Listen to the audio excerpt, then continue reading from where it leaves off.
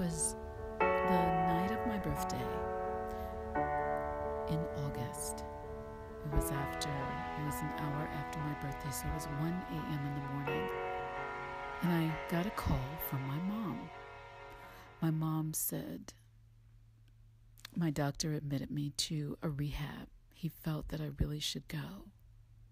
So I'm here, and I didn't want to come. My mom started crying. And my mom is such a warrior that she's never cried in my presence ever.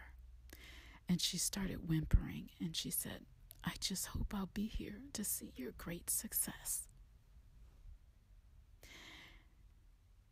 And I whimpered and cried too. And I said, I love you, Mom. Then the nurse got on the phone and said, she's had a lot of medication. She's just been admitted, but she'll be fine. So it was then that I was a little bit confused. I actually didn't know what to do, to be honest, after I received that phone call, because I had a very important engagement out of town in Nashville that week. So I actually called a friend of mine. I sort of 911 called a friend of mine, Robin Robinson. And I said, Robin, what do I do? Because my emotions were so high, I couldn't think straight. And she said, you need to go to your mom.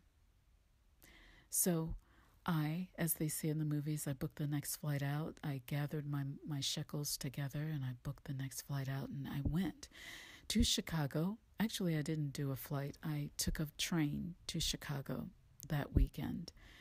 And I stayed with my mom all weekend. I slept in the car because the rehab would not allow me to spend the night in my mom's room. So I stayed in the car in the parking lot for 3 nights with my mom. And we had the very best time, just the best. And I'd take her to therapy in the building.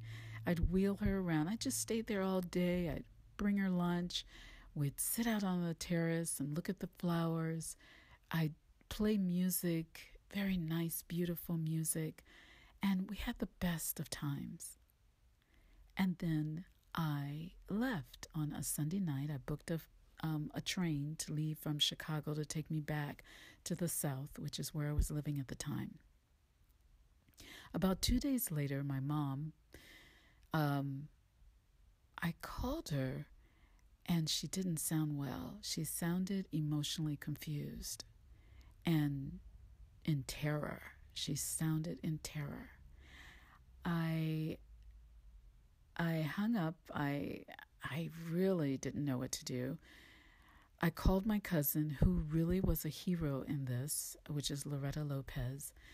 And Loretta felt like they were not giving her the best of treatment. So we had a meeting, a family meeting, and she went in and she took my mom she checked her out of the rehab and took her to an emergency room at the hospital. So coming forward, but I had taken a train back up there after hearing from my cousin Loretta that I needed to come immediately. And by the time I got there, my mother was unconscious. And we didn't know why, but she was unconscious. So this was another beautiful time for me. But going back to when I was in the rehab with my mom, we had these conversations and we laughed. And my mother's she was like a fast woman. I mean, she was like a woman don't tell me what to do. I know how to do this. Don't even try. And one day she was bossing one of the nurses around at the rehab.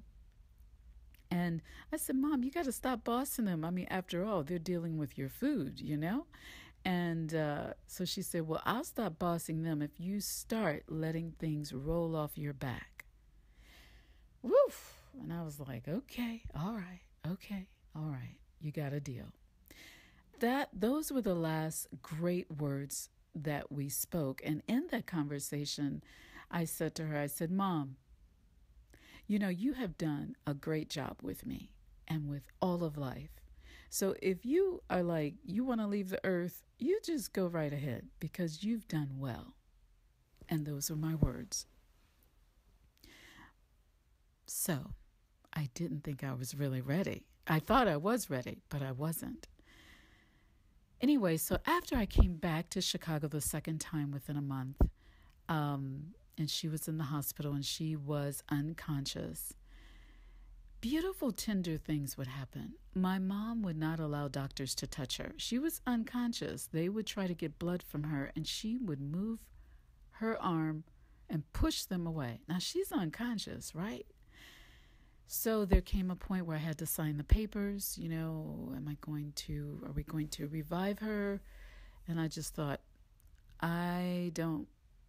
anyway, can't talk about that right now. But anyway, so I had it was on me at that point to be her caretaker. We had to make decisions if she was to go into hospice because things were getting worse and worse and worse and worse.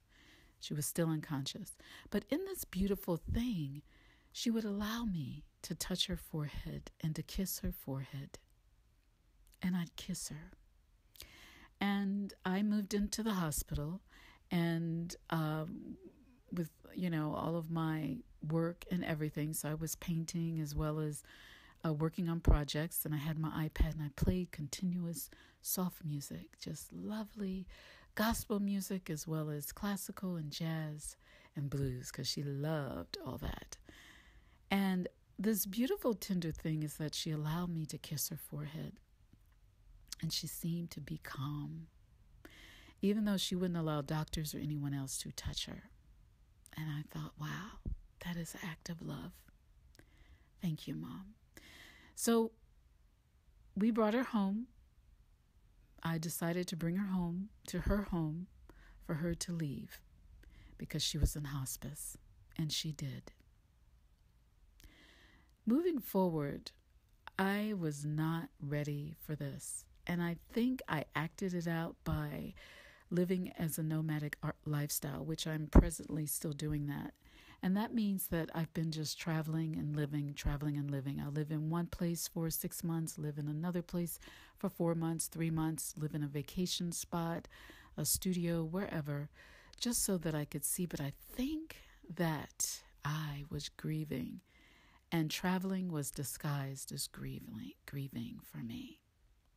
So that is my story, and that's how I say that I wasn't really ready. I was not really, honest to goodness, ready for her to leave. But honestly, I know that her spirit is with me. She has inspired me so much and giving me chutzpah in times where I didn't know I had it. So that is what I say, is that we need to be more prepared. And I wish the school systems or something could prepare us for people leaving. It's not really too tragic because their presence, their spirit is still with us. And that's how I look at it. That's how I choose to look at it. But I wish on some level in our society that we could prepare for the exit of that person, their physicalness. But emotionally, we have all those lovely, amazing memories. Lovely. And that is my memory of my mom leaving the earth at 94 or 93 years old, still with her chutzpah self, still with her fast self. Yes, she was fast. But I love her, and I know that she is supporting me. I know there is a thinness of veil between where they're at and where we're at. So that's it. Thank you.